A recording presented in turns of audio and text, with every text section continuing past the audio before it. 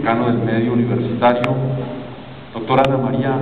Navarro, secretaria de la facultad, profesores, profesoras,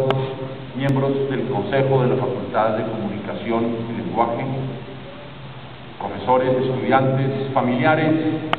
amigos de los graduandos en esta tarde, reciban todos ustedes